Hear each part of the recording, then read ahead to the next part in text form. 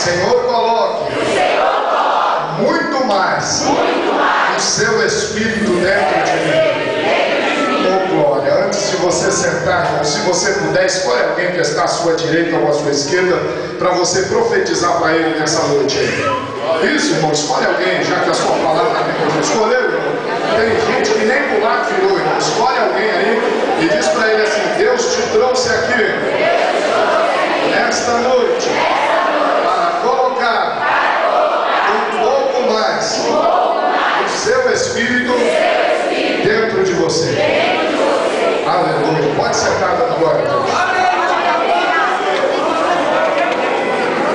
Aleluia. Deus seja louvado. Senta, se acomoda. Aleluia. Isso.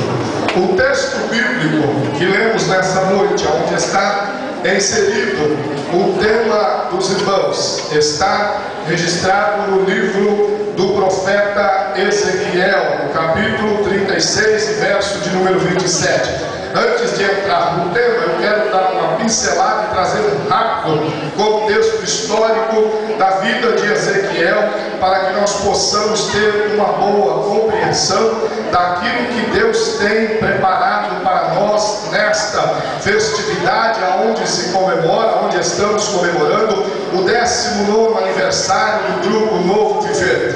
O nome Ezequiel significa o Senhor fortalecerá. E Deus fortaleceu a Ezequiel em todo o seu ministério. Isso me faz entender que certamente nesta noite Deus fortalecerá crianças que estão no nosso meio. Deus fortalecerá adolescentes. Deus fortalecerá jovens. Deus fortalecerá irmãs aqui, irmãos. Deus fortalecerá obreiros que estão aqui na minha retaguarda. Deus fortalecerá músicos. Deus fortalecerá vidas que entraram aqui nessa noite. Deus te trouxe aqui para renovar as tuas forças, para te dar muito mais força, para fazer você entender que é Ele quem te dá força. Se não, veja o que a Bíblia diz no Salmo 113, no verso 5 a 9.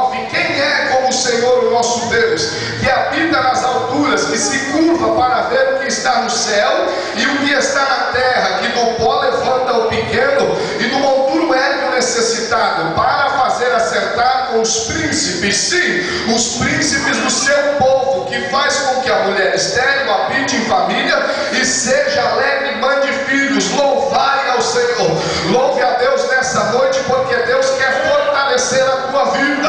Paulo, quando estava preso em uma masmorra lá em Roma, preso, passando frio, fome, necessidade, abandonado, esquecido por todos, ele toma a palavra e escreve aos Filipenses, no capítulo 4, verso de número 10 e 13: Ora, muito me regozijei no Senhor por finalmente reviver a vossa lembrança de mim, pois já vos tinha lembrado, mas não tinha tido oportunidade.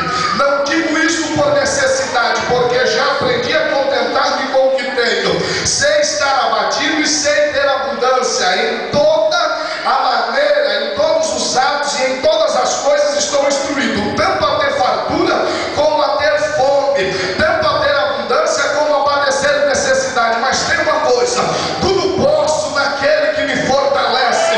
Então você pode todas as coisas, porque aquele que fortalece o homem está aqui nessa noite para levantar tua vida, para fortalecer você. Se não, veja o que Salmo diz. Salmo 89, verso 20 e 21: Achei Davi meu servo, com meu santo óleo ungi, com ele a minha mão ficará firme e o meu braço fortalecerá. O braço de Deus vai fortalecer a tua vida aqui nessa noite. Eu estou certo de que Deus fortalecerá casamentos, relacionamentos, noivados, namoros de jovens que estão padecendo fraco. Deus vai levantar tua cabeça aqui nessa noite e fazer você entender que ainda não é hora de parar. Deus te fortalecerá. É por isso que a Bíblia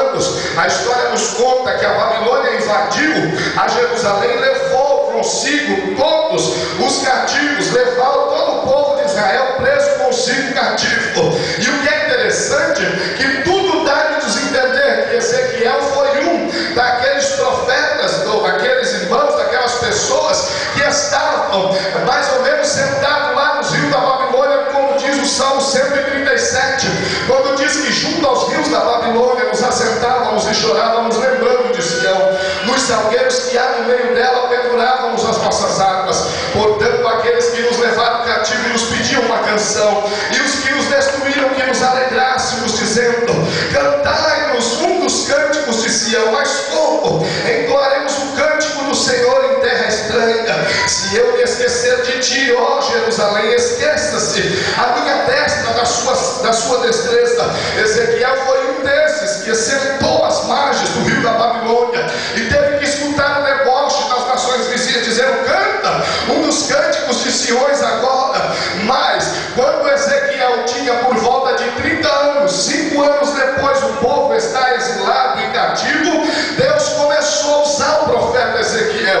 O que é interessante é que o profeta Ezequiel, ele pode ser até taxativo, ser classificado como profeta das visões. E não é impressionante como Deus usava, como Deus mostrava, como Deus rasgava o céu e mostrava visões a Ezequiel. Mas eram visões, irmão, não é visagem. Esses dias mesmo eu fui numa vigília aí, irmão, às vezes você escuta cada coisa, que misericórdia, né, irmão? Tem umas visagens por aí que dá até medo, irmão. Mas Ezequiel não, ele via mesmo porque Deus mostrava. Ele dobrava o joelho para orar, e ele, quando começava a orar, ele começava a ter uma visão. Ele diz no capítulo 1 que quando ele estava orando, ele viu um homem, um ser, e uma hora que ele olhava naquela visão que ele viu, uma hora aquele homem tinha rosto de homem, outra hora tinha rosto de boi, outra hora tinha rosto de leão, outra hora tinha rosto de águia. Ele falou: meu Deus, que visão é essa? Saiu dali. Quando ele tira outro período de oração, ele diz que ele está orando, e logo ele vê uma mão estendida com um rolo na mão, mandando ele comer aquele rolo por dentro e por fora.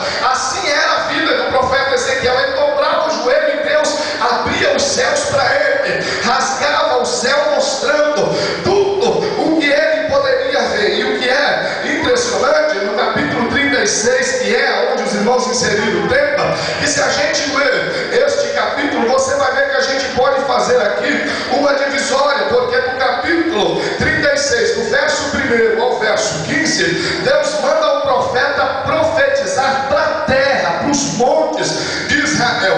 E no capítulo 34, ou melhor, ou no capítulo 16 até o restante do livro, Deus fala para ele profetizar a restauração da nação. Se não, você pode ver aí, acompanhar através da sua Bíblia, Ezequiel 36, verso de número 6 a 8, quando Deus chega para o profeta e diz assim: olha, portanto profetiza sobre a terra de Israel, e diz aos montes, aos outeiros, às correntes e aos vales: assim diz o Senhor Jeová, eis que falei no meu zelo, no meu furor, porque levaste sobre vós o opróbrio do gentil. Portanto, assim diz o Senhor Jeová: eu levantarei a mão para que os gentios que estão ao redor de vós levem o seu opróbrio sobre si. Mas vós, ó montes de Israel, vós produzireis os vossos ramos e darei o vosso fruto para o meu povo de Israel, porque estão prestes a vir. Ou seja, Deus manda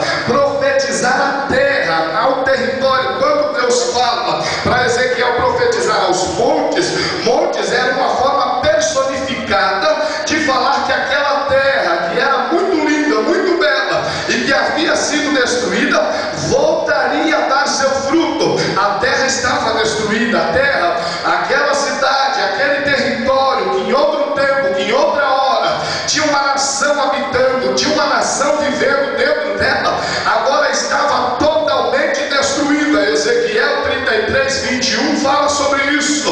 Ele diz: e sucedeu que no 10º ano, no 10º mês, ao 5 do mês do nosso cativeiro,